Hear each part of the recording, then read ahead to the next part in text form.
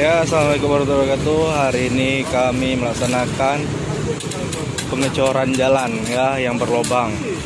Ya, ini kami lagi bersama di Sub Kota Banda Aceh dan Satlantas Polres Banda Aceh. Ya, pengecoran ini ada jalan yang berlubang.